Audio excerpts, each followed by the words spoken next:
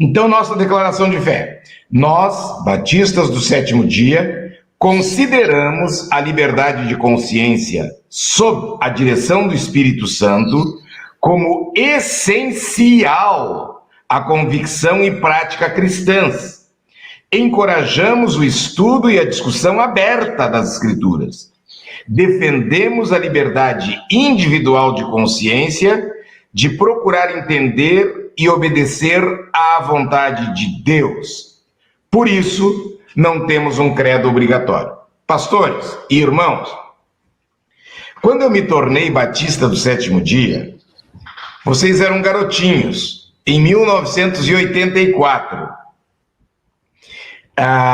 Quando eu entrei na igreja, eu lembro que eu vim para Curitiba.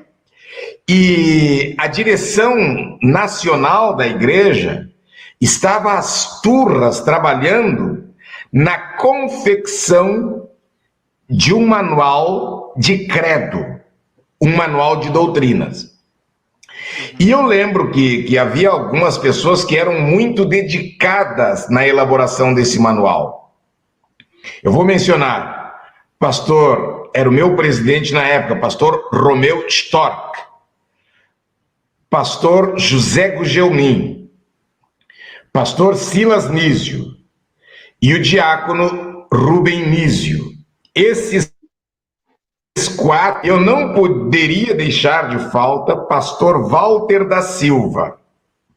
O pastor Walter da Silva era a cabeça teologal da igreja, era o teólogo da igreja, era o investigador das diferentes doutrinas e correntes bíblicas, era um homem, ele era um autodidata, muito, muito esforçado, eu reconheço. Meu convívio com ele foi muito curto, logo em seguida ele saiu do ministério e poucos anos depois ele morreu. Mas o grande trabalhador nesse manual de credo era o pastor Walter da Silva. Mas esses quatro que eu mencionei eram os que davam muito suporte. E eu lembro quando eu me tornei batista do sétimo dia, eles imprimiam, irmãos, imprimiam folhas em mimeógrafo das propostas do manual e seus artigos. E distribuíam para todo o Brasil.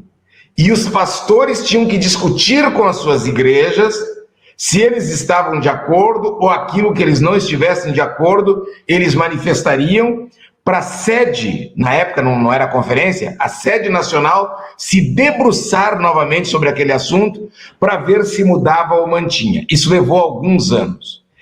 Eu vim em 84. Em 1986... saiu esse livrinho aqui, irmãos. Dá para todos verem? Manual de Doutrinas da Igreja Batista do Sétimo Dia. Manual de Doutrinas. 1986, o presidente geral e presidente da Comissão Permanente de Fé e Disciplina da Igreja Batista do Sétimo Dia do Brasil, pastor Romeu Storck. Bem, por que eu estou falando isso, pastor André e pastor Tiago? Porque na nossa declaração de fé, a última frase... é isso aí, o pastor Tiago foi pegar o dele. Eu tenho uma versão que saiu encadernadinha, que foi lançada em duas versões, o azul escuro e o azul clarinho, é isso mesmo.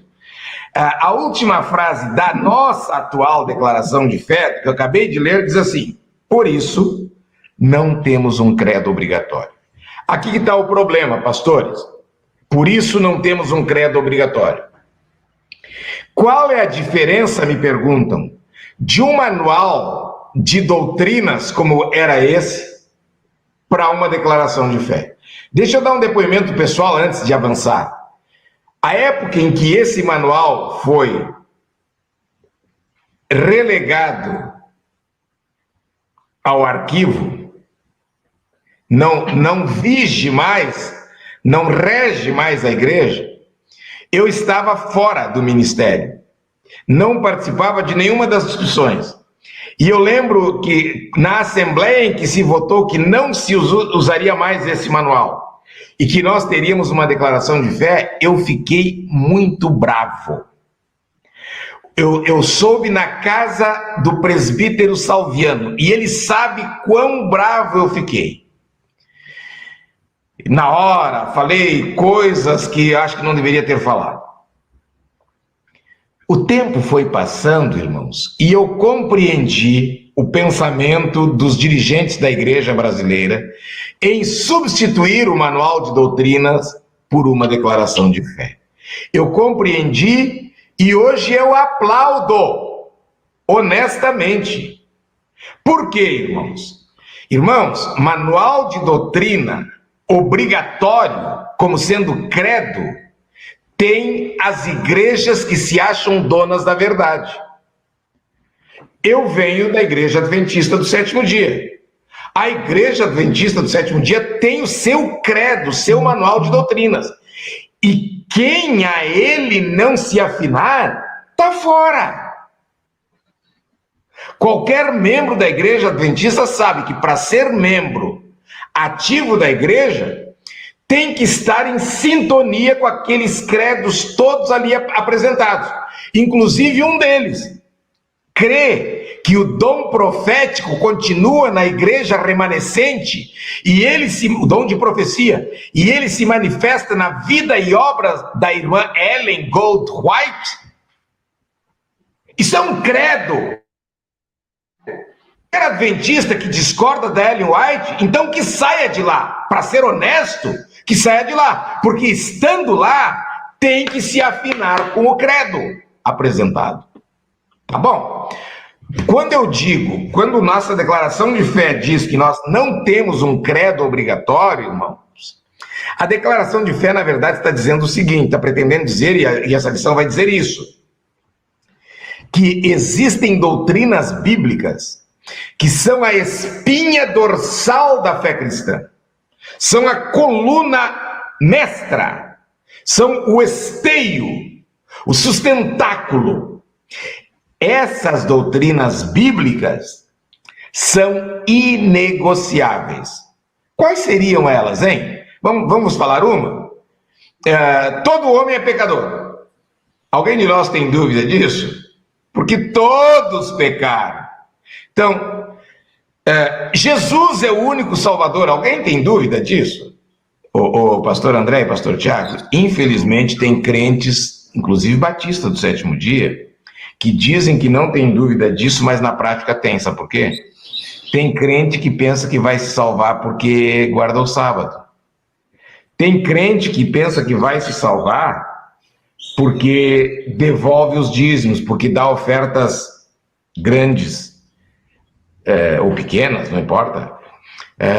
Tem gente que pensa que vai se salvar porque não foi na balada à noite, como os mundanos vão. Cada um que pensa que vai se salvar porque faz isso ou faz aquilo, está negando a obra de Cristo. Nós só vamos nos salvar, aliás, nós somos salvos pelo que Cristo fez por nós. Uma palavrinha sobre isso, pastores? Bem, Bernardino, só fazendo uma ressalva às suas palavras, para que irmãos não possam interpretá-la de forma incorreta, tá? Tá certo. O que o pastor Bernardino acabou de falar, ele não está dizendo que o bom cristão ele não oferta, o bom cristão ele não vai evitar, ele não irá nos bares, nas baladas, né? Nada disso. O que ele está dizendo é que nós não temos uma vida, buscamos uma vida de santidade para buscar a salvação, mas porque nós já somos salvos, tá? Eu quis fazer essa ressalva, pastor, porque pode ser compreendido que, não, então a gente não precisa guardar o sábado, eu posso ir para a balada, vou pegar o dinheiro que eu gastava na igreja e vou gastar em cachaça. Não é isso que ele está dizendo. Né? Obrigado. A gente tem que tomar cuidado para não entrar em extremos. O pastor Bernardino está dizendo, eu sou salvo, e a partir da obra redentora que o Espírito Santo fará em minha vida, eu passo a ter uma vida que produz frutos condizentes com o que a Bíblia diz. E não eu vou buscar uma produção de boas obras para justificar a minha salvação, tá? Só essa ressalva, pastor Bernardino, porque a gente tem que tomar cuidado quanto a isso. Excelente, pastor. Muito bom, sim. E eu te agradeço por isso.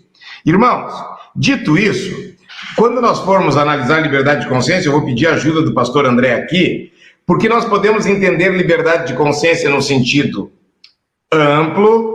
O pastor André já mandou aí sugeriu uma pergunta, o que é liberdade? Né? E alguns irmãos certamente vão dizer a sua visão, a sua opinião sobre o que venha a ser liberdade. Mas então eu queria dividir aqui, pastor André e pastor Tiago, liberdade num sentido amplo e no sentido mais estrito. Então, num sentido amplo, poderia dizer que a liberdade é a faculdade que eu tenho, qualquer ser humano tem, de abraçar qualquer convicção filosófica destituída de caráter religioso, sabe? Liberdade de consciência no sentido amplo. Eu gosto das ideias existencialistas. Eu nem estou preocupado com religião agora aqui. Eu gosto das ideias dos ambientalistas. Eu acho que eu vou ser do Greenpeace. Sabe? Eu gosto das ideias, eu estudo enfermagem, eu estudo medicina, eu gosto dos médicos sem fronteiras. Eu acho que eu vou me inscrever para ser médico sem fronteiras. Eu estou dando alguns exemplos que liberdade de consciência, no sentido amplo, é para qualquer coisa que a minha consciência permita e que não entre em colidência, que não entre em choque com as normas pré-estabelecidas numa sociedade, num grupamento social. Isso seria no sentido amplo. No sentido estrito, é a liberdade de crença religiosa. E aí, irmãos, ao falar de liberdade de consciência e liberdade de crença religiosa, só para lembrar os irmãos que a Constituição nossa, que nos rege, ela nos rege desde o dia 5 de outubro de 1988. Foi batizada pelo deputado doutor professor Ulisses Guimarães. O Tiago sabia que ele foi professor no meu Mackenzie? Eu não fui aluno dele. Quando eu ingressei no direito, no Mackenzie, ele já não era mais professor. Por isso que eu falei, deputado federal, professor, doutor Ulisses Guimarães. Apelidada essa Constituição de a Constituição Cidadã. Lembram dessa expressão do Ulisses Guimarães? A Constituição Cidadã. Porque a maioria das constituições se preocupavam em resguardar direitos das elites, das maiorias. Os direitos das elites sempre foi muito bem tutelado, muito bem protegido. E ao longo da história, pouca importância se deu ao direito dos oprimidos, daqueles que não têm vez e nem voz, que não tem quem fale por eles. E Ulisses Guimarães ficou tão feliz que ele apelidou de Constituição Cidadã, porque, nossa, o artigo 5º, o pastor Tiago é do direito e sabe, ele consagra um elenco de garantias e direitos individuais. E dentre as garantias dos direitos individuais, tal da liberdade de crença, de religião. Por que eu estou falando isso? Porque não era assim desde o início. O pastor André sabe, a Constituição, a primeira nossa, de 1824, tinha religião oficial, era a Igreja Católica. E nas outras constituições, quando deixou de ter religião oficial, deixou de ter no texto do livro. Mas na prática continuou sendo a Igreja Católica a religião do Estado oficial. Capelão de quartéis era só padres. Capelão da Marinha, do Exército, da Aeronáutica, nos hospitais, eram só padres. Muito, muito, muito depois que se abriu para pastores evangélicos. Tá bom? Então, pastor André, esse sentido, no sentido amplo, eu não sei se nos importa, mas me parece que tu tem uma ilustração do filósofo existencialista francês, já faleceu, Jean-Paul Sartre, e é claro que nós não somos existencialistas, mas há lições de alguns filósofos, até foi bom eu falar isso, porque daqui a pouco a gente pode falar, pastor André, pode escapar na nossa fala, Olha, irmãos, isso é da dialética da vida. E aí alguém vai dizer, olha, já estão vindo os marxistas querendo introduzir comunismo na igreja. Quem diz que dialética é uma palavra do Karl Marx? É uma palavra grega. Muito antes de Karl Marx pensar que viria à existência, já existia. Tá bom? Então, o fato de eu não ser comunista não me proíbe de eu usar expressões que definem com mais clareza uma situação. Então, vamos lá. Eu não sou existencialista. Nenhum de nós o é. Aliás, eu entendo que o existencialismo é uma negação enorme da fé.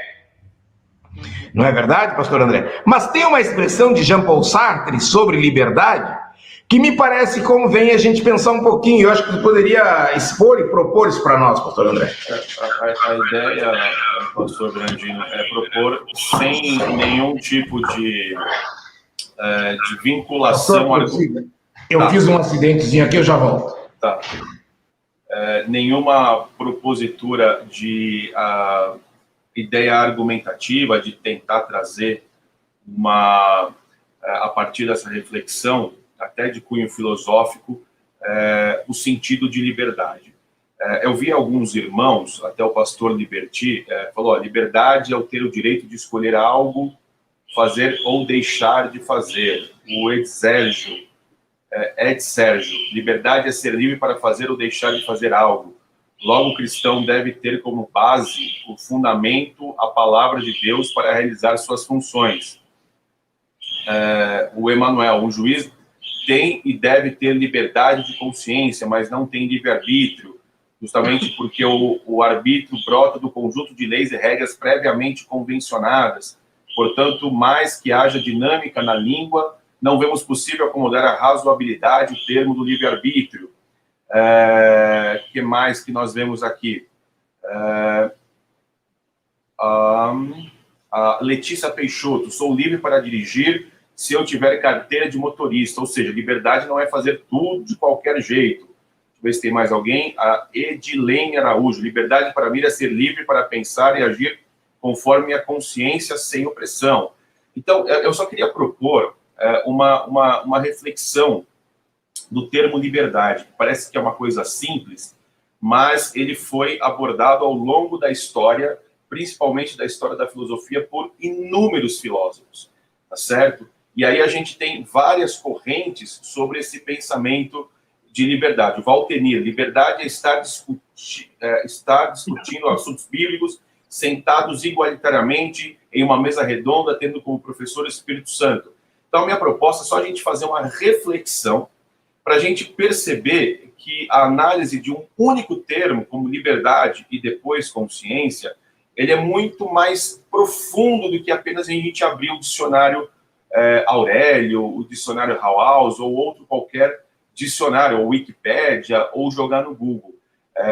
Ele é muito mais radical, ele vai lá na radical no sentido de raiz. Você tem que cavar e buscar lá onde está a origem dessas questões. Então, só uma reflexão, são perguntas que a gente não vai propor respostas, porque a filosofia, e aí eu queria só desmistificar um pouquinho, queridos irmãos, muitas vezes a gente demoniza as outras áreas do conhecimento e a gente, de maneira até negligente, não busca auxílio em outras áreas do conhecimento e a gente já demoniza de vez e a gente perde a oportunidade de aprimorar mais os nossos conhecimentos bíblicos, tá certo? Então, a minha proposta é a seguinte, analisar um pouco o termo de liberdade. Vamos lá. Quando a gente pensa em liberdade, logo o que vem à mente de vocês? Obviamente, eu estou dialogando com o pastor Bernardino e o pastor Tiago, mas eu estou vendo aqui no chat. Eu sei porque durante 7 anos da minha vida, eu dei aula de filosofia no ensino médio. Então, tem um bimestre só sobre liberdade. Então, a gente faz análise lá desde do pensamento socrático, passa por Platão, vê as contradições entre Platão e Aristóteles, aí a gente vai lá para a Idade Média, a gente vê um pouco dos escolásticos, Tomás de Aquino, a gente vê um pouquinho de Agostinho, a gente vê essa questão da retomada de algum pensamento platônico, aí a gente passa lá por René Descartes, Baruch Spinoza, aí a gente vai entrando um pouquinho lá com Hegel, Marx, aí a gente entra no início do século XX com Russell, a gente trabalha um pouquinho com o Sartre, que você citou, e aí a gente vai compreendendo isso. É óbvio que quando a gente busca um conhecimento em outra área epistemológica do conhecimento, eu vou na visão do Walter Nir.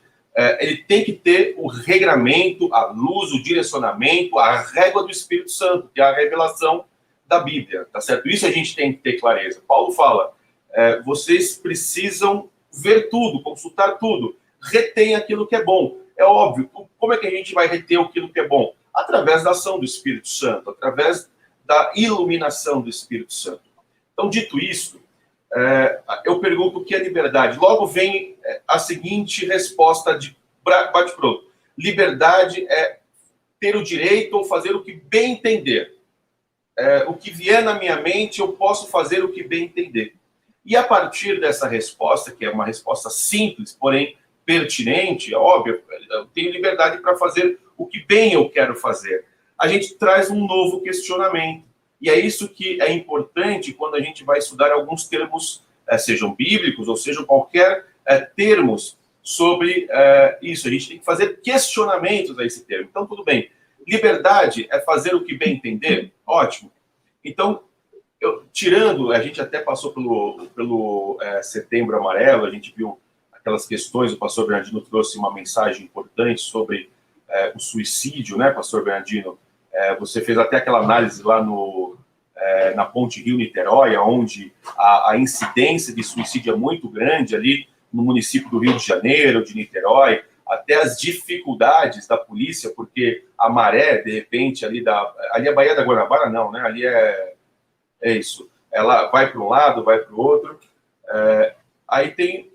tirando isso, vamos supor que passe na minha cabeça o seguinte, olha, eu sou livre, eu quero agora abrir a janela do apartamento que está no 10º andar e me jogar. Isso, eu pergunto, é liberdade? Então, é uma primeira pergunta. Uma segunda pergunta reflexiva. Então, voltando à primeira pergunta, liberdade, por exemplo, é o desejo, o querer de tirar a vida? Isso é liberdade? Uma segunda pergunta. Vem na minha mente se liberdade, o conceito dela, o conceito dessa palavra será que está travando, queridos? O pessoal falou que está travando, vocês estão conseguindo me acompanhar? Eu estou te acompanhando aqui, André. Então, tá bem. O pessoal falou que aqui também está travando. Será que é a minha internet? Dê um feedback. Eu vou falar, queridos. Dê um feedback para nós.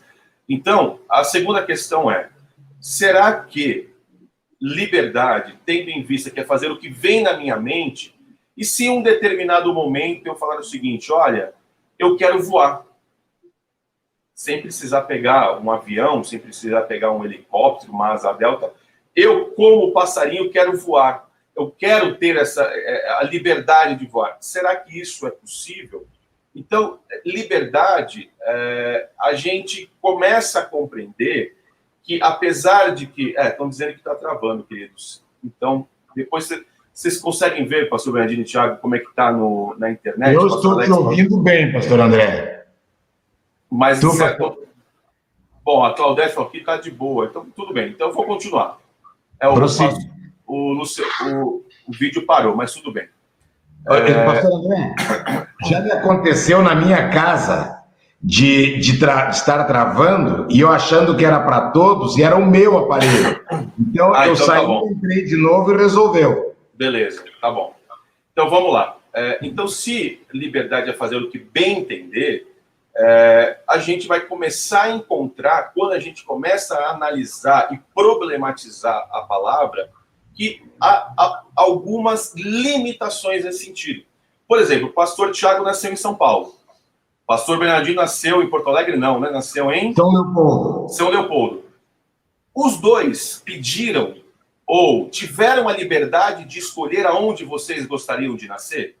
Vocês tiveram a liberdade de escolher o local que vocês nasceriam, o período histórico aonde vocês nasceriam, o idioma que vocês falariam. Muitas vezes alguns alunos, ainda mais da elite, falam: eu queria ter nascido nos Estados Unidos, tal, mas tudo bem.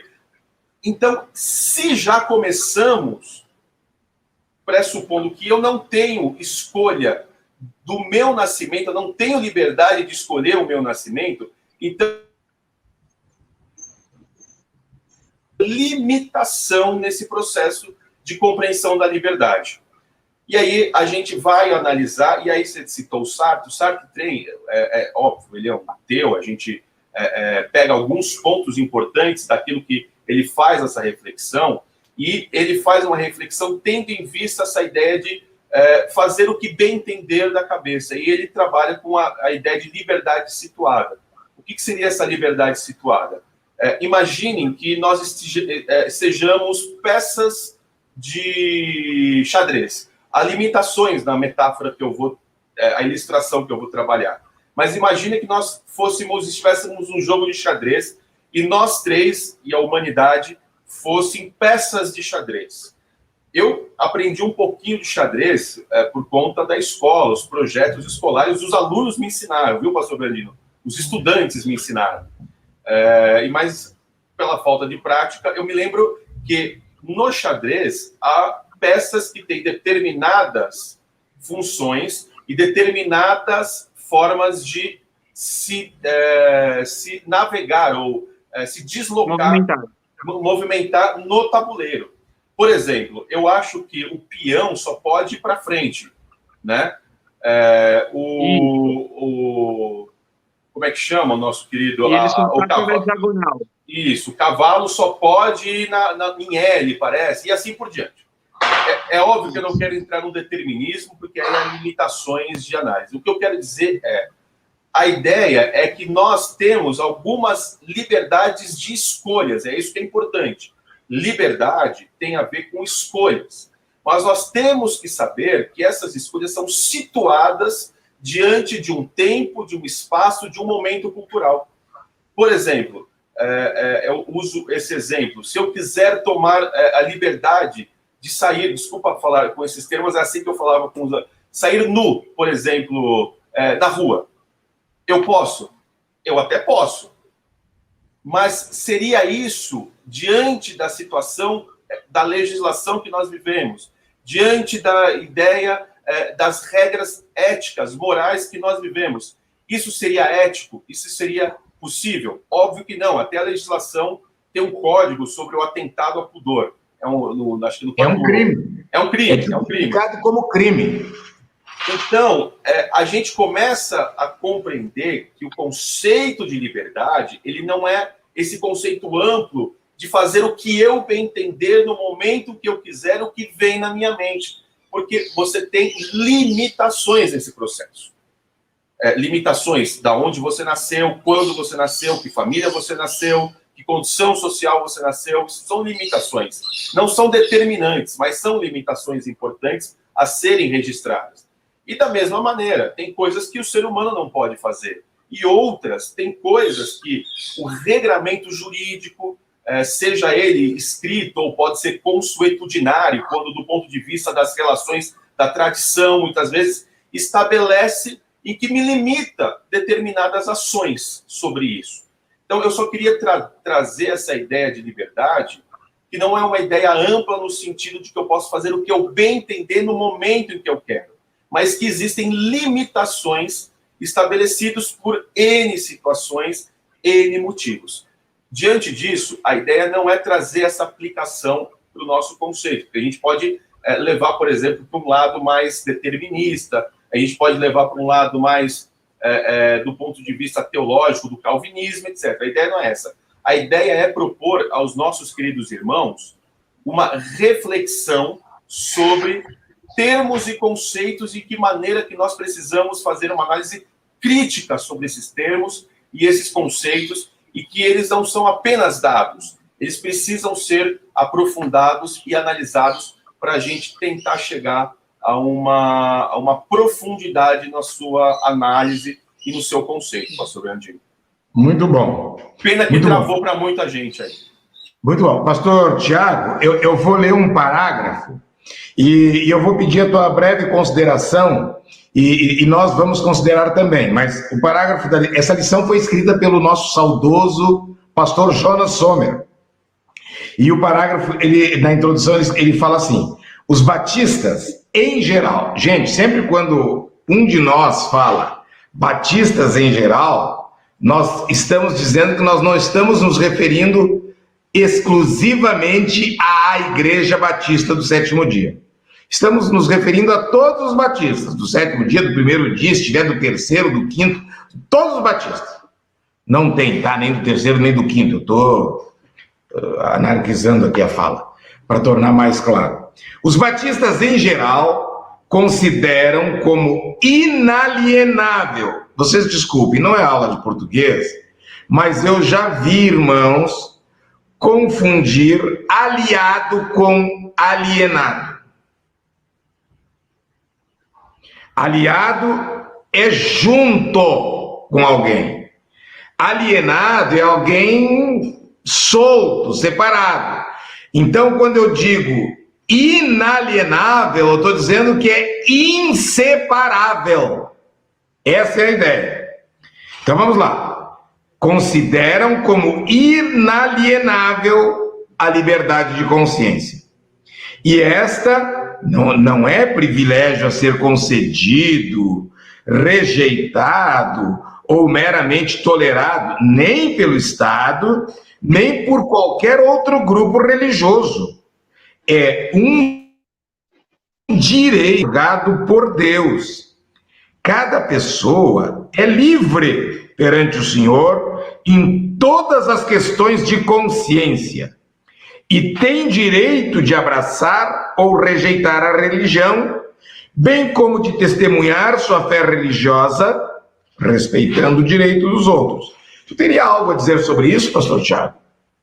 Tem sim, pastor.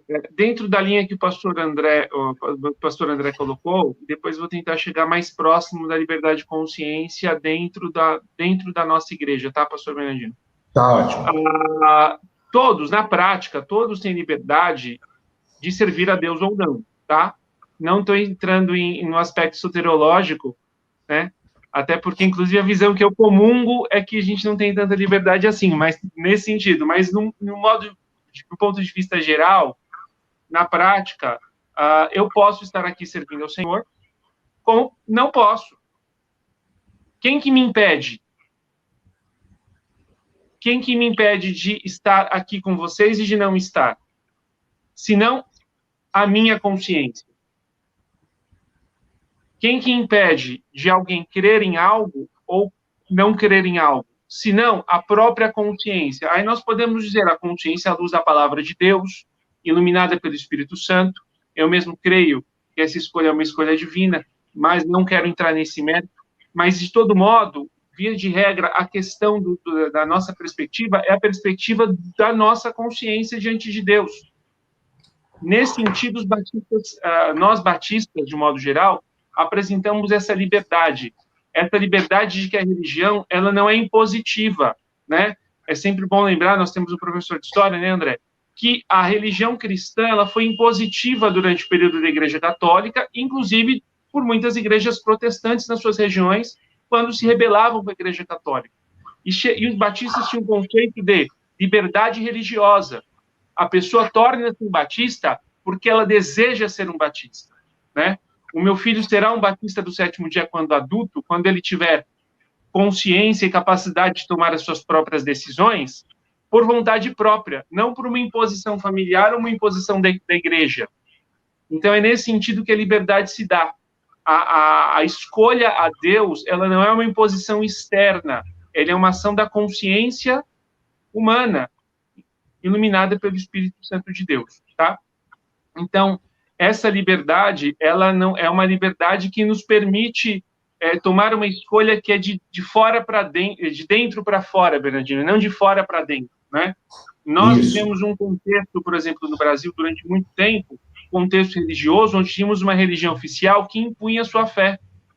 E conforme essa imposição ela foi sendo diminuída, outras vertentes religiosas foram aparecendo, inclusive vertentes que não concordamos, mas eram pessoas que já tinham essa fé no seu coração, mas elas viviam em posição do Estado, viviam em posição da sociedade. Em geral, os batistas, eles são contra essa visão, tá? Mas como isso pode mudar, como é que eu enxergo essa liberdade de consciência, já que a minha consciência diante de Deus, acaba sendo o meu juiz, num cenário dentro de uma denominação como a nossa, de uma denominação batista do sétimo dia. Eu vejo muita gente perguntando aqui no chat, falando sobre essa ampla liberdade, sobre o credo, sobre a relação com a igreja, né? Se você me permite, Bernardino, aquilo que eu já tinha falado para você durante a semana, irmão, cada vez que eu estudo essa lição, principalmente sobre liberdade de consciência, a minha visão sobre essa doutrina, ela vai amadurecendo, ela vai se desenvolvendo, né? Geralmente, quando somos jovens, nós fazemos uma leitura dura e radical do texto. É isso, pronto, acabou.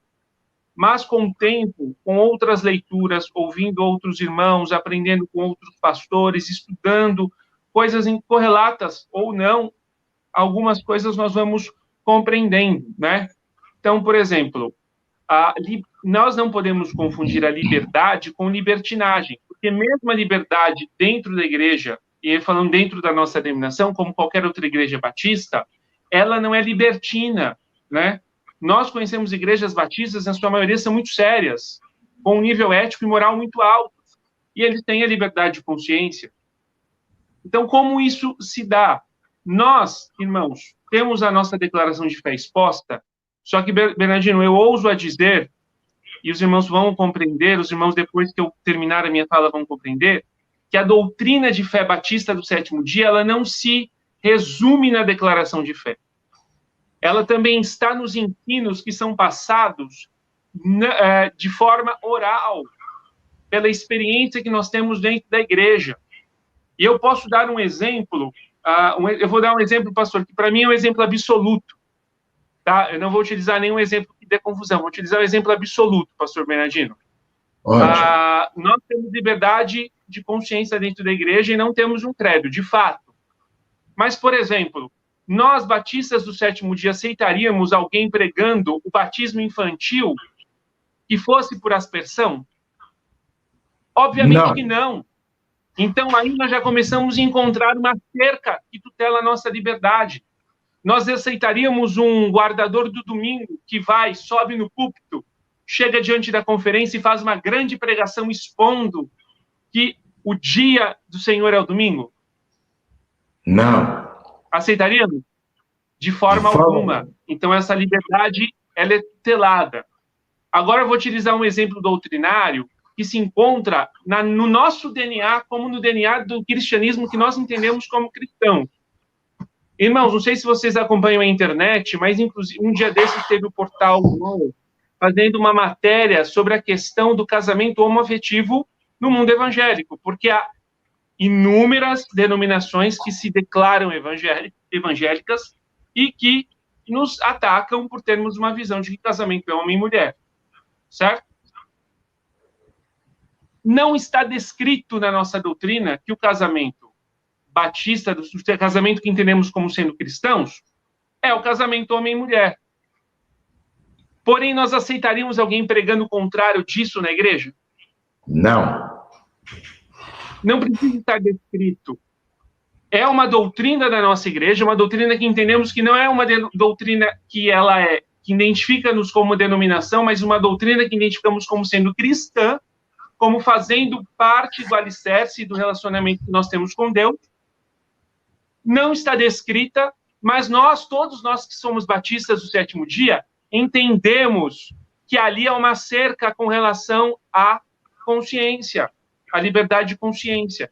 Então, essa liberdade de consciência que nós temos, ela é tutelada pela nossa doutrina, ela é tutelada pela nossa fé, de modo que nós não podemos, inclusive, negar as escrituras, negar a sua inerrância, negar a sua suficiência, né? Negar, veja só, irmãos, negar que nós estamos orientados sob o Espírito Santo como a terceira pessoa da Trindade. estamos orientados sobre essa relação de um Deus gracioso, do Senhor Jesus que morreu por nós.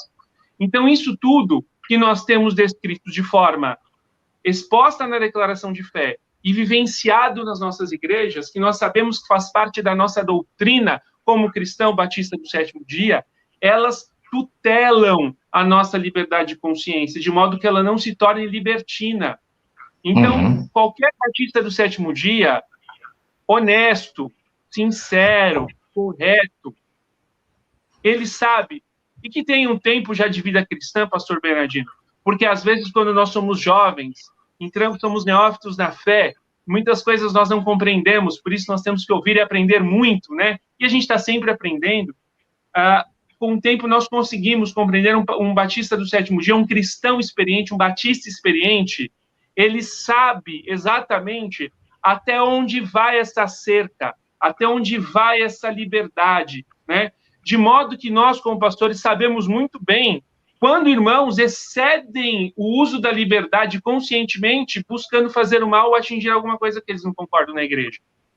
Nós sabemos quando há maldade e nós sabemos quando é falta de conhecimento. Mas, em modo geral, todos nós sabemos onde está a cerca dessa liberdade cristã, onde tudo, nós somos livres em tudo, mas nem tudo nos convém, né? Nós sabemos, então, que a palavra de Deus nos limita, que a doutrina que nós cremos nas Escrituras nos limita, que aquilo que nós identificamos como cristianismo, ela é uma tutela, né?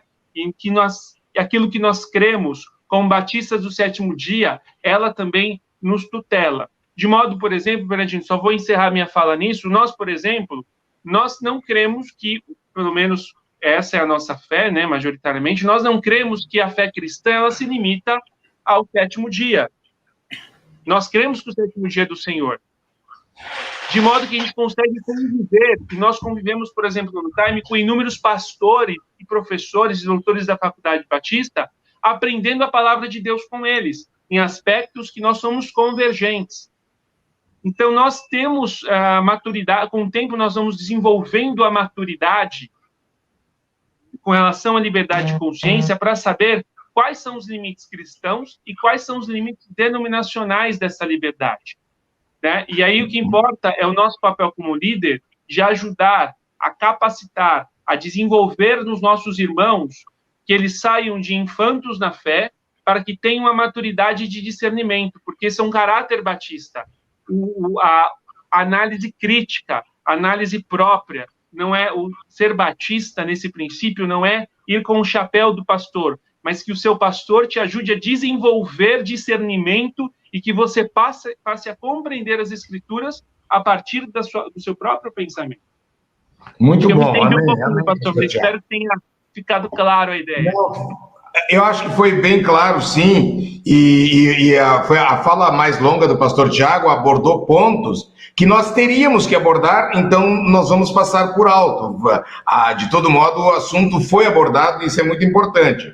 Só para dizer aos irmãos que cabe uma pergunta aqui. Nós falamos de liberdade de consciência, abrimos a lição falando como é que era historicamente, dissemos que no início das civilizações, cada rei, cada nação impunha a sua religião aos súditos, aos governados. Então, havia a religião oficial, quem ousasse ser contrário padecia sérias consequências da sua posição diferente, rebelde, eu usaria até a expressão. Muito bem, a uma certa altura da história da humanidade se abriu a ideia para a liberdade de consciência.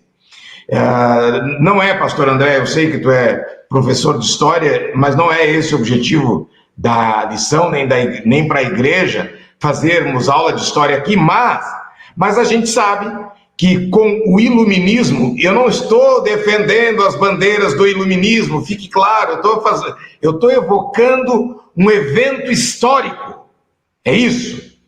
O iluminismo fez com que as pessoas passassem a questionar alguns pontos que eram tidos como verdades absolutas. E esse questionamento trouxe luz, trouxe crescimento, trouxe desenvolvimento. Tá bom? Eu vou saltar na história de iluminismo e vamos falar por alto da reforma. Os movimentos de Lutero e de João Calvino. Lutero na Alemanha, Calvino em Genebra, com ideais reformadores de liberdade. Os anabatistas mais recentes, os batistas que surgiram daí, eu estou falando de Lutero 1500, e Calvino 1500 e alguma coisa, 1600, agora quando eu falo de batistas, eu estou falando de 1609, 1612, dali para cá, tá? Batistas em geral. Então, eles encareceram, esses movimentos deram muito valor à liberdade de consciência. Fique claro aqui uma coisa, irmãos. É uma expressão, liberdade de consciência, que eu reconheço, pastor André e pastor Tiago. Ela pode se tornar um laço para a gente. Ela pode ser perigosa, porque, infelizmente, o meu pai era adventista do sétimo dia, tá? E, infelizmente, quando eu fui passar esse princípio batista do sétimo dia para ele, a primeira coisa que veio na cabeça do meu pai, e eu acho que vem na cabeça de muita gente, eu estou citando meu pai, porque eu tenho liberdade para falar do meu pai. Ele disse, eu não posso ir para uma igreja que vale tudo. Ouviram a expressão do meu pai? Eu não posso ir para uma igreja que vale tudo. Liberdade de consciência, então cada um pode andar do jeito que queira, fazer o que bem entenda, e está tudo bom. Liberdade de consciência. Como foi difícil explicar para o meu pai o que não é a liberdade de consciência. E fique claro, irmãos, liberdade de consciência não é vale tudo. Não, senhores, não é vale tudo. O pastor Tiago foi muito feliz na exposição dele quando ele explicou que a liberdade de consciência possui balizamentos, dos quais eu não posso extrapolar. Nem para a direita, nem para a esquerda, nem para trás, nem para frente, nem para cima, nem para baixo. Eu tenho delimitações. A liberdade de consciência não pode ser entendida como liberdade ampla e irrestrita para tudo o que eu bem queira. O pastor André, nas ilustrações dele, deu. O exemplo de Jean-Paul Sartre, eu quero me matar. E daí, eu tenho liberdade para isso. A liberdade que tira a vida, isso é liberdade? A liberdade vem como um atributo da vida. A liberdade não é atributo da morte, puxa vida. Liberdade é atributo que Deus deu para a vida. Bem, frise isso. Eu estou chovendo no molhado, eu reconheço. Mas liberdade não é atributo da morte, é atributo da vida. Então, qualquer liberdade que atente contra a vida não é liberdade. É simulacro de liberdade. Eu estou iludido achando que eu sou livre. E eu estou sendo um joguete na mão do demônio, em última análise. Sabe? Então, irmãos, o pastor Jonas, aliás, citando um professor batista de teologia, citando o doutor Truitt, escreveu assim: ninguém pode exigir que, em nome da liberdade de consciência, toleremos aquilo que Deus não tolera. Então, gente, o pastor Tiago falou aqui por alto, mas falou casamento homossexual. E foi bom o pastor Tiago falar, porque quando eu viajava, agora não estou viajando, veio a pandemia, mas antes da pandemia, por onde eu viajava por esse Brasil lá fora, já na gestão do pastor João isso acontecia. Nas minhas viagens. Pastores me perguntavam, pastor Tiago, sobre essa lei que reconhece direitos aos conviventes homossexuais. Direitos patrimoniais. Tá bom? Então, vendo que eram obrigando os cartórios a reconhecer, a lavrar escrituras, inclusive, dessa relação. Aí, os pastores me perguntavam o seguinte: a lei vai nos obrigar a fazer casamento? Minha resposta, invariavelmente, não. Porque uma lei que obrigue um pastor a fazer o que a sua consciência, um pastor, um sacerdote, um rabino, a fazer o que a sua consciência não permite, estará contrária à Constituição. É a Constituição em cláusula pétrea, vale dizer, não vale ser mexida, não pode ser alterada. É cláusula pétrea. Para usar a linguagem de um ministro famoso do Collor, o Magri, é imexível. Eu acho que não existe a expressão imexível, tá? Mas ele criou o neologismo e ficou imexível. Então, eu quero dizer, é uma cláusula pétrea que não pode ser alterada. Então, pastores, nós não seremos obrigados a celebrar casamentos homossexuais de 2 do sexo feminino ou de 2 do sexo masculino. Não existe essa lei. Mas e se vier a existir? Então eu vou ser preso, mas não vou fazer esse casamento. E por que não, pastor Tiago, pastor André? As palavras aqui do Dr. Truitt, citada pelo pastor Jonas. Ninguém pode exigir que, em nome da liberdade de consciência, toleremos aquilo que Deus não tolera. Está claro isso, irmãos? Acho que está claríssimo. Agora, irmãos, dentro da liberdade de consciência, há matérias que não são um claro assim, diz o Senhor, que tem muito mais a ver com usos e costumes que variam de época para época, de local para local, do que como uma regra da palavra de Deus. Eu vou dar um exemplo. Se é permitido biblicamente que as irmãs batistas do 7º dia cortem ou não seu cabelo. Irmãos, nós vemos essa matéria como uma questão da liberdade de consciência. A irmã que entenda que não deva cortar o seu cabelo, não corta. Mas a espiritualidade elevada dela deve conduzi-la a não mal julgar as irmãs que cortam. As irmãs que entendem que não é pecado cortar o cabelo, que o façam.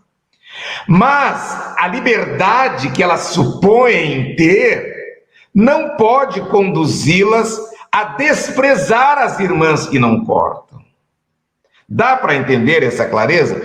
Isso vale, irmãos, em Romanos 14 também sobre o que comer.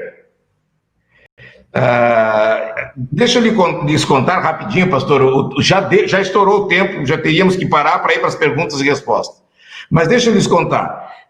Fui visitar a igreja de Tubarão. Eu digo o nome porque o que eu vou falar não tem nada que desabone nem a igreja e nem a irmandade, pelo contrário, então eu faço questão de mencionar. Na gestão do pastor João Teles, fui um sábado visitar, eu estava em Florianópolis, veraneando, férias, e combinei com a minha esposa, vamos sábado a Tubarão? Vamos. Então liguei para a irmã Marlene, liguei para mais alguém, eu não me lembro para mais quem que eu liguei, eu acho que foi para o Evaldo Dalfenbach, liguei, olha, sábado eu estarei e tal, e fomos passar o sábado com os irmãos. Foi maravilhoso, sábado de manhã, escola bíblica, tarde, perguntas e respostas e tal, tinha o culto à noite, nós ficamos para o culto da noite também. E eu também participei no culto à noite. E a igreja tinha um pastor recente, era um espanhol, o Martim. Então eu tive 3 convites para jantar naquela noite com a minha esposa. E eu, com muito jeito, recusei os 2 convites e aceitei o convite do pastor. E eu vou explicar por quê. Ele era pastor novo, ele estava começando, tanto no ministério batista do 7º dia, quanto na igreja em Tubarão. Então eu achei que seria bom eu ir na casa do pastor, sentir o ambiente, ver o que o pastor quereria falar. Fiz isso. Na casa do pastor Martim, ele estava com visita, estava com o sogro e a sogra. O sogro é viúvo, tinha casado de novo, são adventistas do 7º dia no Rio de Janeiro. Estavam em Tubarão. E aí fomos à hora da janta, aquela mesa enorme na sala, e muitas perguntas. Eu não era presidente, mas era um pastor, eu era presidente da Câmara Disciplinar. Então é alguém da conferência, eles aproveitam para fazer as perguntas. Muitas perguntas na mesa. E aí foi feita uma pergunta. Toda essa minha história é para chegar nessa pergunta. A pergunta foi, pastor, como é que o irmão entende deva ser a guarda do sábado? Por outras palavras, a esposa do pastor que fez essa pergunta. Por outras palavras, para entender melhor a pergunta dela, para ficar mais clara, é como se ela tivesse perguntado assim: com que rigor deve ser guardado o sábado? Eu parei, perguntei, por que a pergunta, irmã? Ela disse, pastor, porque eu não cozinho no sábado e nem lavo louça. Vem cá. Ela se levantou da mesa, pediu que eu me levantasse, eu também me levantei, saímos da sala de jantar e fomos até a cozinha. E a pia estava assim, ó, pastor Tiago, pastor André, entulhada de louças. Ela disse, pastor, tá feio isso, mas só depois que o sol se pôr é que eu vou lavar a louça. Voltamos para a mesa. A minha esposa ficou me olhando, esperando qual resposta eu daria para eles. Minha resposta para a esposa do pastor, para Adriana, a esposa do pastor Martim: irmã, continue com o seu zelo. Minha resposta para ela. E daí eu disse, e eu vou lhe dizer sobre o meu pai. Houve um tempo em que nós tivemos que sair da nossa casa, eu era adolescente, estava me preparando para ir para o internato adventista, que queria ser pastor, já depois da minha conversão. E os meus pais, naquele ano, e eu colportava para pagar o internato, que não era barato. E naquele ano eu fui colportar numa região em que houve uma seca muito grande, e as pessoas estavam depauperadas, as pessoas de bem do comércio estavam lá embaixo. E as minhas vendas também foram lá embaixo, e eu não consegui o suficiente para o internato adventista. O que meu pai fez? Fechou a nossa casa e se mudou para perto do internato adventista no interior do Rio Grande do Sul. O internato era numa fazenda em Taquara. Ele foi para uma cidade próxima, Rolante. Tinha muitos adventistas, tinha uma olaria, ele foi ser motorista naquela olaria e eles deram uma casa para a gente morar, para os empregados morarem, e ali de Rolante eu podia ir a Taquara e voltar todos os dias para não quebrar o ideal de me preparar para o ministério pastoral. Pois bem, onde chega a história? Chegava sábado, a casa nossa da igreja adventista distava uns 6, 7 quilômetros, e era estrada de chão, quando chovia era barro. Como é que nós íamos para a igreja? Na carroça. Cangávamos um cavalo na carroça e subia minha mãe, meus irmãos, eu. Mas o meu pai, irmãos, eu vou ficar em pé aqui, talvez vocês consigam me ver em pé. O meu pai ia a pé atrás da carroça aqui, ó, correndo.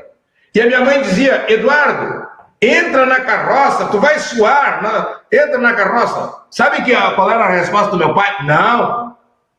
O mandamento diz, nem tu, nem o teu animal. Então, se eu entrar na carroça, eu estou transgredindo o sábado, porque eu estou fazendo o meu cavalo trabalhar para mim no sábado. Meu pai, o Senhor Deus já o chamou. Eu vou dizer que meu pai perdeu o céu por ser zeloso com o santo sábado como ele era? Não. Não. Agora, irmãos, eu não posso exigir que todos os batistas do sétimo dia guardem o sábado como meu pai guardou. Guardem o sábado como a irmã Adriana, a esposa do pastor Martim, guarda. De deixar as panelas, não lavar... Eu não posso exigir. Tá bom? Então, o sábado é um mandamento. Agora, a maneira, o zelo que eu tenho, está na liberdade de consciência de cada um. Eu tenho que respeitar essa liberdade de consciência. Isso vale para corta cabelo ou não corta cabelo, mulher usa calça comprida, não usa calça comprida, mulher usa um bracelete aqui ou um brinco, ou depila a perna ou não depila. Irmãos, nós temos uma doutrina sólida de salvação. Esses penduricalhos, não convém perder tempo com isso, com essas discussões estéreis e que não tornam ninguém mais santo, mais próximo de Deus com essas discussões. Tá, então, o que eu queria deixar claro, essa questão da liberdade de consciência, e existe uma outra coisa, eu já passo para o pastor André, poucos conhecem essa expressão, ela é da filosofia do direito, que é a objeção de consciência. A objeção de consciência é eu me recusar a fazer alguma coisa que a lei permite e até determine, mas por consciência eu me recuso. Por exemplo, as testemunhas de Jeová não servem ao exército, não fazem transfusão de sangue. Isso se chama objeção de consciência. Pastor André, tu ia falar. Não, eu só queria pontuar, pastor Leandro, pensando na fala de vocês dois, para a gente também compreender esse limite da liberdade e da liberdade de consciência. O pastor Tiago falou muito bem, que tem certas tutelas, que tem certos balizamentos. Acho que o contexto histórico, que já foi falado de maneira muito assim, pincelada por vocês, mas de uma maneira mais pautada, ela explica um pouquinho o princípio do que é a liberdade religiosa, a liberdade cristã e a liberdade de consciência.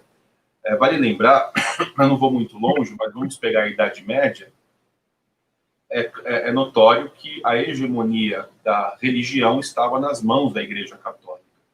E os poucos reinos que havia, ou as poucas lideranças que havia nesse período, elas entenderam e compreenderam, e a Igreja Católica, enquanto instituição, compreendeu que a unidade do Estado fortaleceria tanto a Igreja Católica, que foi beneficiada por doações de terra e entre outras coisas, mas também os reis, os imperadores, os estados que estavam nascendo naquele período, também entenderam que a força hegemônica de controle cultural da Igreja Católica era fundamental para o estabelecimento e estabilidade política naquela época. Então, a gente, quando começa a falar um pouquinho lá do século XVI, a gente começa a estudar uma matéria em história chamada Formação dos Estados Nacionais. Não sei se vocês se recordam, ou quem está nos assistindo se recorda. E ficava claro ali, e quando a gente fala em formação dos Estados Nacionais, a gente está falando de um recorte geográfico na Europa Ocidental. Aí nós estamos falando de alguns países que surgiram, alguns Estados Nacionais como nós conhecemos hoje. Vocês dois devem ter estudado exaustivamente na faculdade, teoria do Estado. Então, começa a surgir nesse período a ideia de Estado Nacional, como nós concebemos hoje. Antes disso, não havia esse conceito de formação política e administrativa. Mas os estados incipientes, como Portugal, Espanha, Inglaterra, França, que são os principais estados nacionais que surgem nesse período pós-Idade Média, eles uniram-se com a Igreja, no caso, a Igreja Católica naquele primeiro momento. E havia claramente uma opressão estatal e religiosa em que obrigava que os súditos daquele reino, ainda não havia o conceito de cidadão ainda claro, é um conceito grego, depois vai ser retomado, como você citou no Iluminismo, mas a ideia dos súditos ou cidadãos daquele reino eram obrigados a seguir a religião do Estado. Então, se eu não sou católico, eu posso exercer meu culto só se você fizer dentro da sua casa, escondido, que ninguém saiba disso, tá certo? Então, começa a surgir já no século XVI um grupo, até um grupo que andou, pessoas que andaram com Lutero, mais radicais, chamados de anabatistas. Assim, esse termo já tinha existido lá no século III, século IV, a ideia exatamente que eles entendiam que a pessoa, para ser batizada, tinha que ter consciência batizava-se criança, já era um costume da igreja patrística, os pais da igreja já tinham esse costume de batizar crianças, e depois foi consolidado pela igreja católica, e surge esse grupo que fala o seguinte, não, olha, nós temos que batizar apenas aqueles que têm consciência. Era uma ideia de rebatismo, digamos assim, porque a criança já tinha sido batizada quando nascera, né? Então, esses anabatistas, eles nascem exatamente no século XVI com esse intuito de combater a opressão estatal e religiosa, principalmente da Igreja Católica, no primeiro momento, em que impunha ao cidadão, obriga o cidadão a seguir a religião do Estado.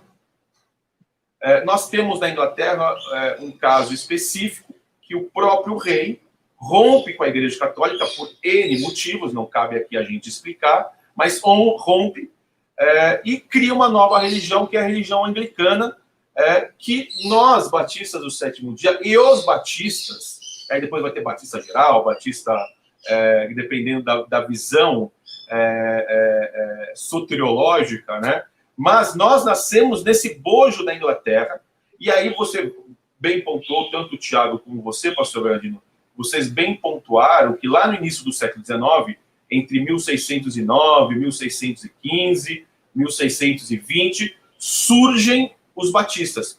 O Smith, tá certo? Ele vai para a Holanda e ali tem o surgimento dos batistas. Algumas teorias dizem que os batistas surgiram com os anabatistas, essas teorias elas não são claras, e tem uma tal, e eu queria até pontuar, e não é da lição, mas é importante, aproveitando a nossa audiência, existe uma teoria chamada teoria JJJ, não é do seu técnico que você está sentindo saudade, pastor, é a teoria do Jerusalém, Jordão e João. Já ouviram dessa teoria?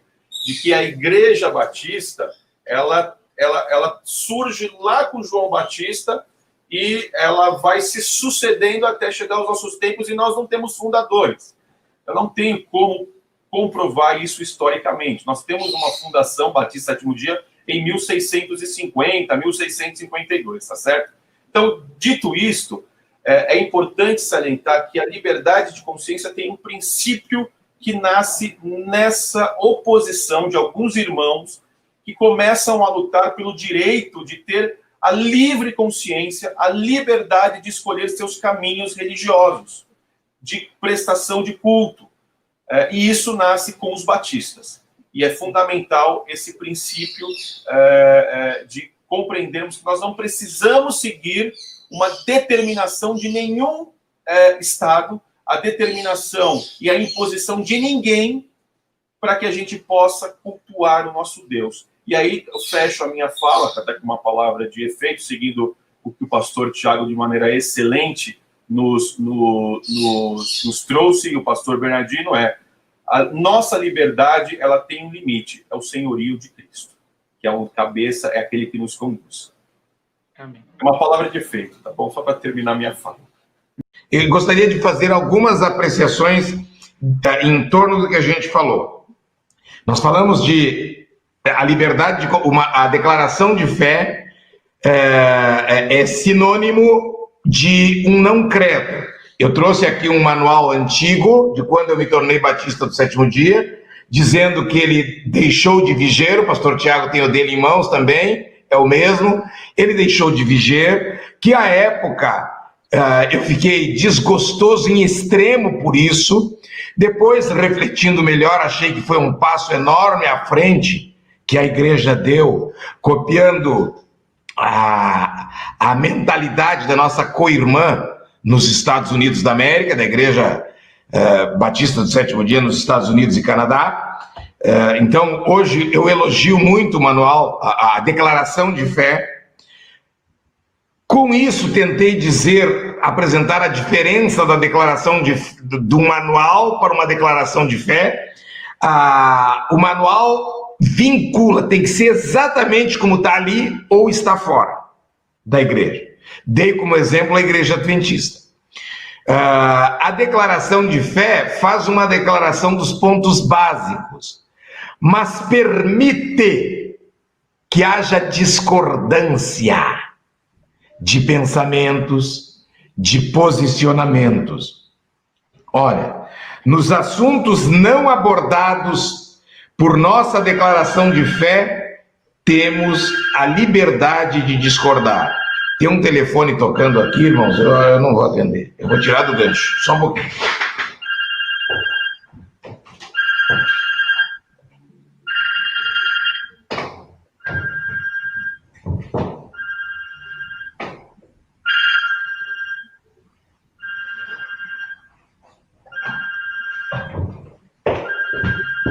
Perdão, pastores.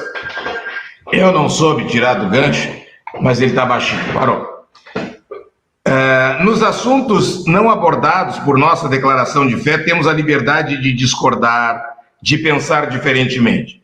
No entanto, é preciso enfatizar que a liberdade individual de crer em alguns aspectos, diferentemente dos outros membros, não prerrogativa de pregar ou forçar os demais membros a abraçarem a mesma convicção. O que eu ia contar, lembra que eu falei do meu pai sobre o sábado?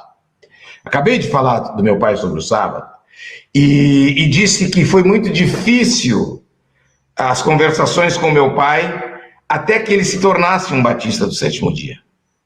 Por fim, ele se tornou um batista do sétimo dia. Foi consagrado diácono na Igreja Batista do Sétimo Dia.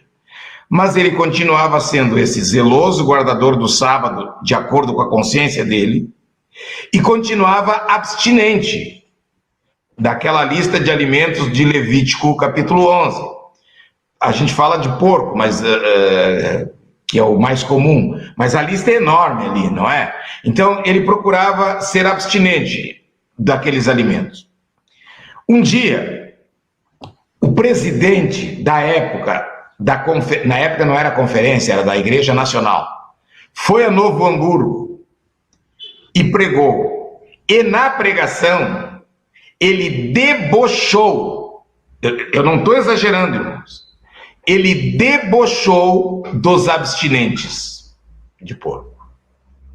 Fez piadinha no púlpito dizendo que uma costelinha de porco é tão saborosa, que não sabe o que estão perdendo, que estão na velha aliança. O meu pai nunca mais voltou para a Igreja Batista do Sétimo Dia. Eu estou contando isso para vocês, para dizer que aquele presidente batista do Sétimo Dia pensava que entendia a liberdade de consciência, mas não entendia. Porque a liberdade de consciência não me dá o direito de desrespeitar a fé do meu irmão. Muito menos de debochar da fé. Fé não é brincadeira, gente.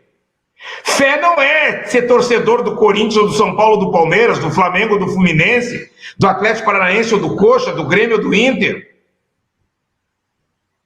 Não é paixão futebolística. Não é ser petista, bolsonarista, PSDBista. Fé é muito mais profundo do que isso. Se um torcedor de futebol merece o meu respeito, se um convicto político diferente de mim merece o meu respeito, muitíssimo mais respeito merece o meu irmão de fé que em determinada matéria pensa e crê diferente de mim. Eu estou sendo claro nisso, igreja. Eu fiz questão de citar exemplos, porque esses exemplos marcam a gente. Quero dar mais um exemplo antes de finalizarmos, sobre nós termos uma administração, pastor André e pastor Tiago, que dá liberdade para as igrejas. A liberdade de consciência ela é individual, mas a nossa estrutura denominacional dá liberdade para as igrejas. Pois é, mas vocês sabiam, pastores, que nem todos os pastores gostam dessa liberdade? Eu não vou dizer o lugar e nem o pastor, agora não me convém dizer nem nome. Eu tenho um amigo lá no tribunal que brinca em inglês, mas é uma brincadeira que ele fala no names, no places. Então, não é para dizer nem o nome nem o lugar, tá? Mas é uma brincadeirinha feita por ele. Eu fui num lugar distante daqui desse centro sudeste-sul, nas igrejas nossas, e um pastor, num intervalo da minha ministração, era a aula que eu estava dando, no intervalo, veio me cobrar: pastor, cada pastor está fazendo o que quer nas suas igrejas, vocês lá no sul têm que dar ordens mais duras, mais rígidas. Eu estou contando isso para vocês, pastor Tiago e pastor André, para dizer que há pastores saudosistas que gostariam que o nosso regime de governo fosse episcopal, como é da Adventista. Vem a ordem de cima para baixo e todos têm que obedecer, quem não obedecer está fora, é arriscado. Só que nós batistas não somos assim. A liberdade de consciência é com doutrina da fé e é também, inclusive, com procedimentos e com uma margem de autonomia para as igrejas se dirigirem.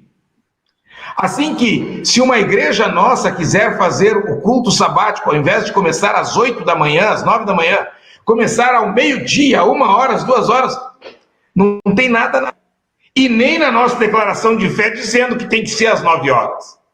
As igrejas têm essa autonomia. O que não pode é mudar o sábado para o domingo, né, gente? Óbvio, óbvio. Tá bom? Bom, irmãos queridos, dito tudo isso, preciso dizer aos meus queridos irmãos que, por mais difícil que seja ser uma igreja batista, pastor André e pastor Tiago, e agora eu não falo batista do sétimo dia, eu falo batista em geral, mas é óbvio, estou inserindo nós batistas do sétimo dia. Por que mais difícil? Exatamente, a liberdade de consciência tem um preço. O pensamento livre tem um preço. E há pastores que não estão preparados para lidar com o livre pensamento, para lidar com a pluralidade de ideias. Nós podemos ser firmes nas nossas convicções e ainda assim respeitar os que discordam de nós. E respeitar, irmãos, não é não xingar. Respeitar é reconhecer que aquele irmão, que aquela irmã que falou aquilo, que pensa daquele jeito, está se empenhando por agradar a Jesus da melhor maneira possível. Isso é respeitar. Respeitar não é só se abster de detratar, de xingar. É muito mais do que isso. Bom, o pastor Jonas encerra a lição colocando assim, eu marquei mais alguns pontos do pastor Jonas, que vale a pena ser lido na página 11.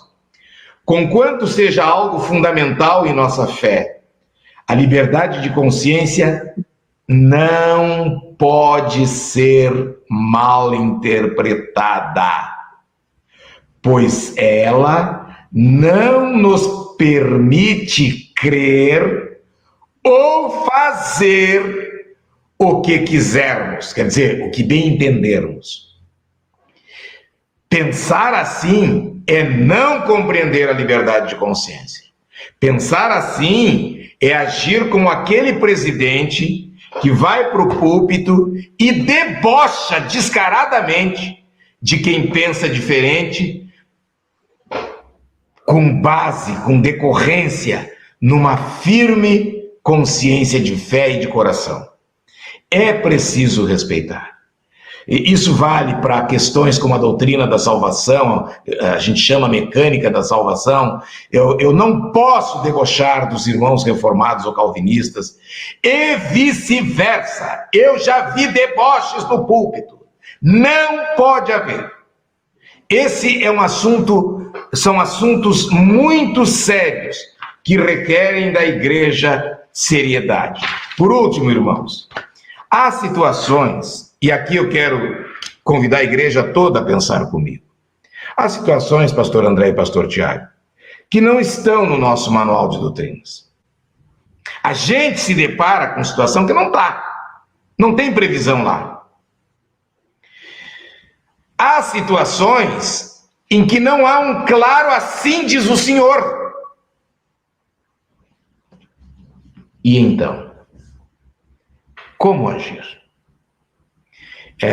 Um jus filósofo europeu, Klaus Roxanne, ele cunhou uma expressão que hoje os filósofos do direito todos usam, chamada ponderação de valores.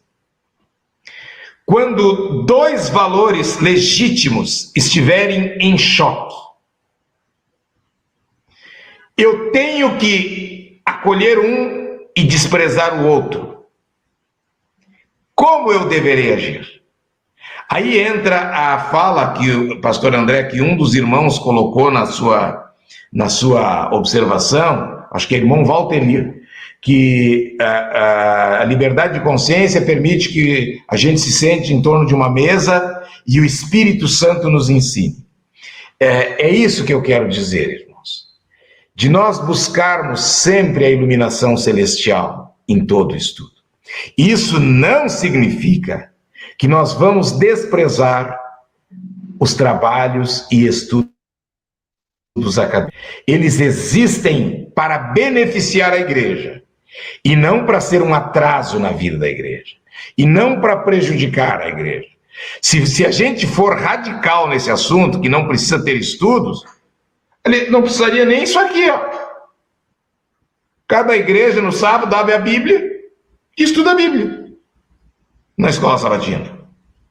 Então, a existência de uma revistinha, de um manualzinho direcionando o nosso estudo, evidencia que nós concordamos, que precisamos sim do Espírito Santo, mas precisamos de um pastor Jonas da vida para nos ajudar com um texto que ele estudou mais do que a maioria da igreja e que vai ajudar a igreja a compreender melhor a revelação de Deus. É preciso essa humildade, é preciso esse fervor espiritual, é preciso esse reconhecimento no magistério teológico da sua igreja. É preciso isso.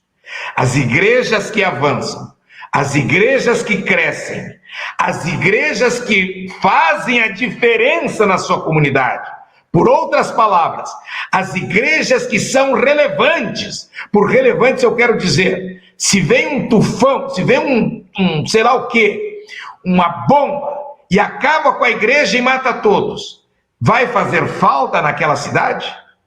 Pensa isso da tua igreja.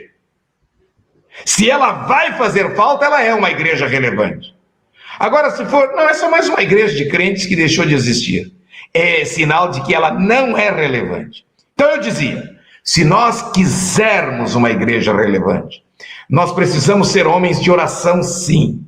Precisamos ser homens, quando eu digo homens, me perdoem, tá, irmãos? O machismo é homens e mulheres, é no sentido genérico. Homens e mulheres de oração, homens e mulheres espirituais, homens e mulheres que reconhecem o magistério teológico da sua igreja. Quando eu digo reconhece, não significa tenham que concordar com tudo que o magistério teológico fala, mas respeita, reconhece que são pessoas empenhadas a fazer o melhor pelo reino de Deus, de acordo com o dom e a capacitação que o Espírito Santo lhes tenha conferido. Por falar de ponderação de valores, eu encerro contando o que contei na nossa igreja, pastor Tiago e pastor André. E isso é também de um justo filósofo, esse norte-americano, doutor de Harvard. Eu tenho o nome dele e agora fugiu, daqui a pouco eu me venho. Não é Powell. Michael Sandel. Dr. Michael Sandel. O livro dele é O que é Justiça? Uma pergunta. E ele conta alguns fatos. Eu vou contar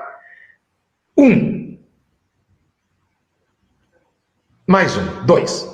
Contar dois fatos curtíssimos para lançar para a igreja pensar sobre a liberdade de consciência.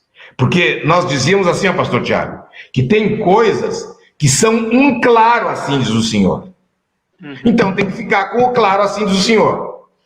Mas o ser humano, meus irmãos amados, é colocado em situações que lhe põe numa encruzilhada, mesmo em relação a um claro assim, diz o Senhor.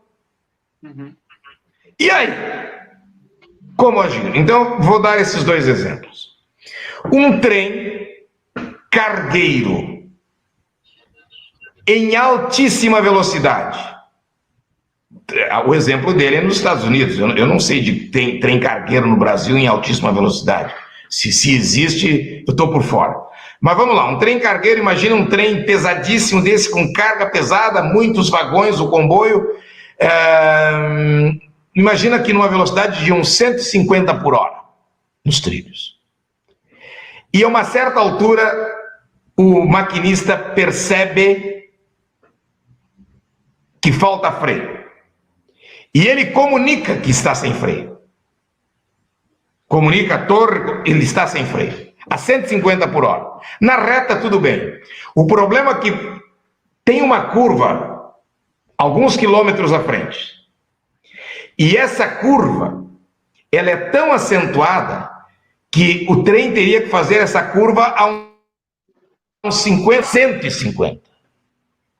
E se ele entrar assim, sem freio, desenfrenado, ele obviamente vai tombar em cima de um vilarejo. O trem leva combustível. E vai matar centenas, talvez milhares de pessoas. Dentro desse trem sem freio, carregadíssimo de combustível, vão 6 pessoas, o maquinista e mais 5. Ele comunica a torre. O rapaz que é encarregado dos trilhos em terra tem a informação. E ele é crente, hein? E ele está no seguinte dilema. Se ele descarrilar o trem, ele puxa a alavanca que descarrile o trem, ele mata 6 pessoas. Se ele não descarrila o trem, ele não faz nada. Ele não mata 6 pessoas. Ele não mata, ele não fez nada para matar. Mas o trem vai descarrilar e vai matar milhares de pessoas. O que esse maquinista tem que fazer? Não respondam, irmãos. É uma pergunta filosófica, mas ela é espiritual também. Se ele mata 6 pessoas, o mandamento diz: não matarás. Se ele descarrila o trem. Mas se ele se omite, ele mata milhares.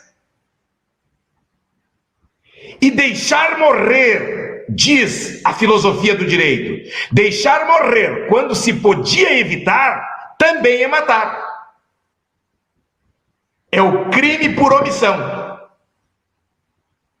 Eu posso praticar o crime por comissão, cometendo, e eu posso praticar um crime por omissão, deixando de agir quando deveria fazê-lo. Vocês percebem? Esse é um dilema real que aquele homem dos trilhos teve. Eu estou contando isso, irmãos, para dizer que a igreja tem que exercitar mais exercitar o respeito à liberdade individual de tomar decisões em situações que não se espera. O último exemplo, uma família também norte-americana, e esse não é do Dr. Michael Sandel, eu peguei de um pastor americano. Uma família americana está fazendo piqueniques numa floresta, numa região que tem índios canibais. Eles se descuidam, na verdade, eles não iam para aquela região, mas eles se perderam e foram para uma região que eles não deveriam ir.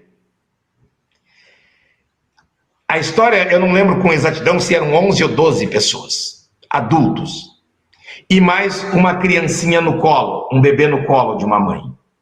E o resto eram adultos ou adolescentes.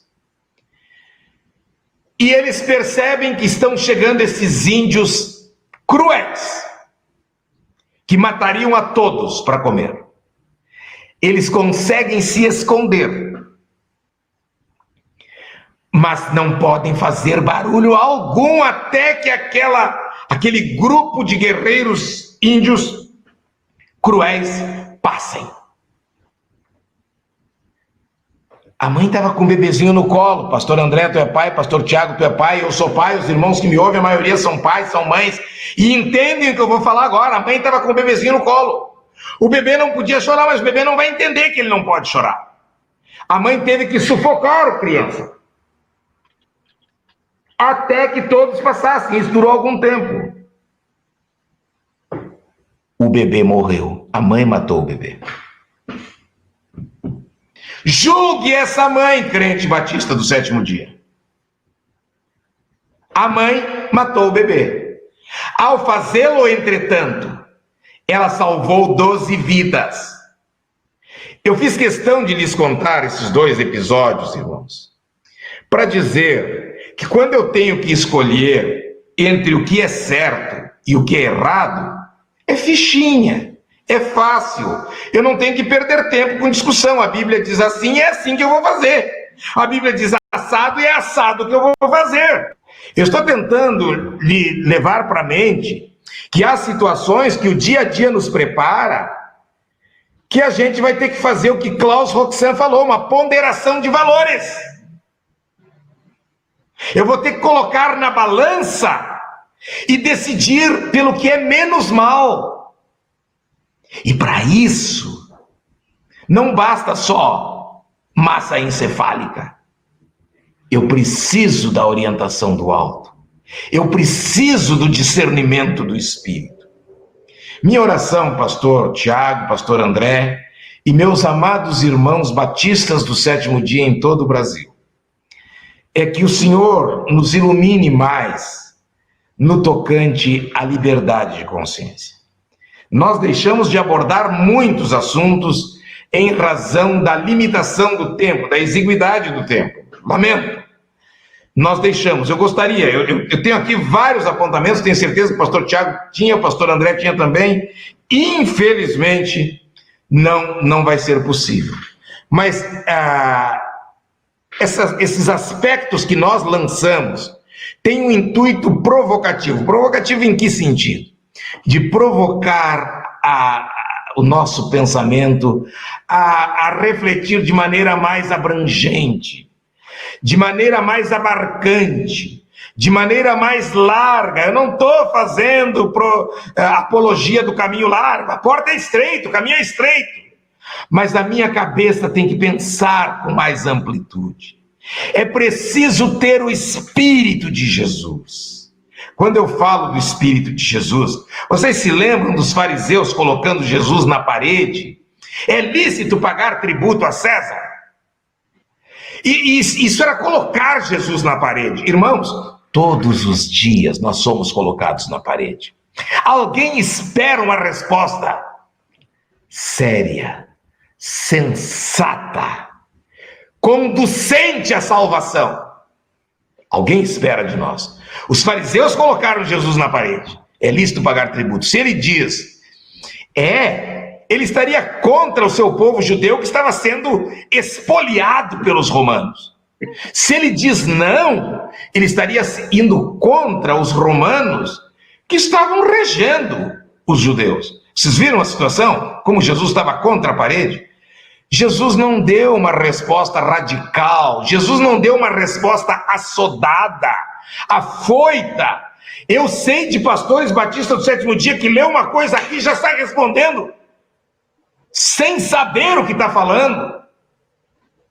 Minha avó, analfabeta, dizia: quem fala muito acaba dando bom dia para cavalo.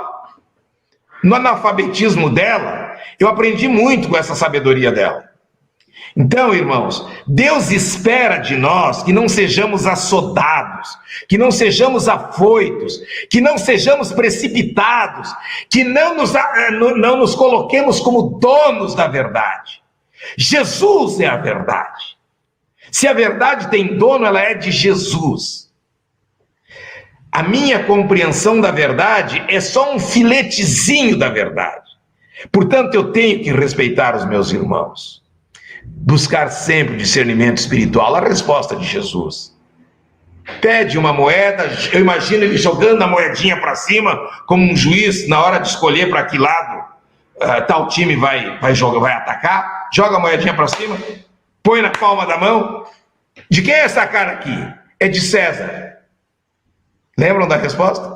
Então, deem para César o que é de César e para Deus o que é de Deus. Que o exemplo de Jesus, igreja querida, seja o exemplo para nós hoje. Que prezemos, como o pastor Jonas quis, muito, muito, esse princípio tão raro e tão caro, que é o da liberdade de consciência. Ele, bem compreendido, só fará bem na vida dessa igreja. Que Deus nos abençoe. Pastor André, vocês acham que deveríamos ter alguma pergunta que não dá para deixar passar, é muito premente, ou a gente pode deixar para outra ocasião? São 11h18. Foram muitas poucas perguntas, pastor Grandino. Muito poucas perguntas, mas comentários que endossam a fala de cada um de nós, tá? E a única pergunta, qual que era a diferença de liberdade de consciência, liberdade e livre-arbítrio, eu acho que já foi respondida ao longo do estudo, né? Muito bom, muito bom. Então tá bom. Eu gostaria, pastores, os dois pastores fizeram as orações iniciais. Eu gostaria de me convidar para fazer a oração final. Pai nosso que estás nos céus, nós te agradecemos muito, Senhor. Não temos palavra para expressar a gratidão pela eterna salvação que Jesus trouxe para nós. Nós te agradecemos, Senhor Deus, por pertencermos à grande família de Deus aqui na terra, por pertencermos ao corpo de Cristo. Em particular, Senhor, eu te agradeço por ter conhecido essa igreja, a Igreja Batista do Sétimo Dia. Te agradeço, Senhor Deus, por seus pioneiros do passado que já partiram para o Senhor. Te agradeço, Senhor Deus, pelas lideranças ainda vivas dessa igreja que tanto se dedicaram a essa causa santa, pastor. O pastor Erasmo, o pastor Luiz Carlos Raim, que eu acredito seja o nosso decano, pastor Salvador Caetano, pastor Eusélio, pastor Francisco, lá em Bocaiúva do Sul, pastor Gonzaga, lá no nosso Ceará. Te agradeço, Senhor, pelas gerações mais novas, como o pastor Leonildo, pastor Lepkuchen, pastor João Teles, pastor Zeca. Te agradeço, Senhor Deus, pelos filhos dos pastores, pastor Marcos, lá em Santa Rosa. Te agradeço a Deus pelo pastor de Novo Hamburgo, pastor Edson. Te agradeço, Senhor Deus, por esses ministros todos mais recentes no ministério, cuja dedicação só a eternidade vai revelar. E eu tenho certeza, Senhor, que o teu galardão os aguarda. Quero te agradecer, Senhor, pelos irmãos e irmãs anônimas que têm se dedicado tanto no ministério infanto-juvenil para os adolescentes e para a mocidade batista do Sétimo Dia. Deus Todo-Poderoso, tu sabes, nós somos uma igreja com liberdade de consciência que alberga o pluralismo de pensamentos e de ideias. Mas a minha oração nesta manhã do teu santo sábado, Senhor, é que o teu Espírito Santo nos faça um só rebanho, regidos por um só pastor, que é Jesus, o bom pastor.